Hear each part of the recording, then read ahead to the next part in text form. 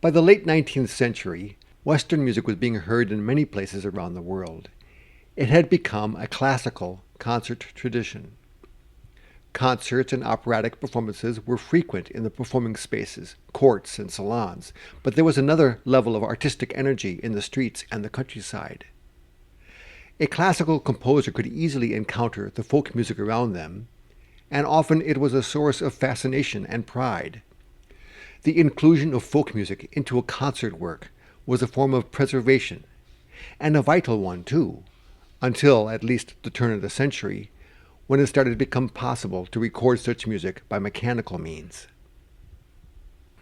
Mendelssohn honored the folk music of Italy in the Saltarella movement from his Symphony No. 4.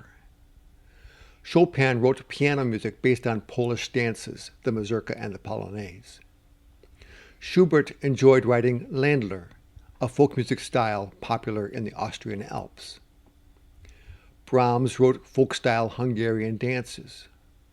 Folk song, dance rhythms, and well-known hymns have been worked into musical composition as far back as the Middle Ages. Composers found inspiration in doing so. It was a device that also tended to please the audience by providing an element of familiarity, or by offering something that was exotic or referential. By the later 19th century, the nationalistic fervor that energized the politics of the time gave purpose to the music written by composers who lived beyond the main European cultural centers. Russian composers imbued their orchestral music, songs, and piano music with the exotic sounds and stories of their nation. One of the most memorable of these is Modest Mussorgsky. His opera Boris Godunov, based on the story of that 16th century Russian Tsar, is Russian in character from beginning to end. And in the prologue's coronation scene, the well-known hymn Slava, meaning glory, is used to stir the emotions and to set up the story about this pivotal time in Russian history. In Norway, Edvard Grieg's prized works include two suites that he extracted from the incidental music he wrote for the premiere performance of Peer Gynt, a Norwegian fairy tale that had been shaped into a play by Henrik Ibsen.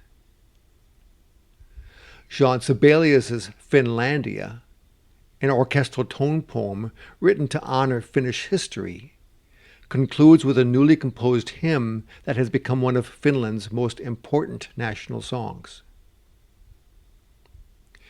And tucked into a corner of the Austrian Empire was Bohemia, what is today known as the Czech Republic and Slovakia.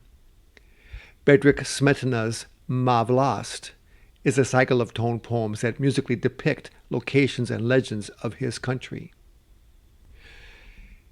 Antonín Dvorak, also from Prague, established his career with two sets of Slavonic dances, whose strong rhythms and energy enlivened the concert hall with a folk-inspired atmosphere.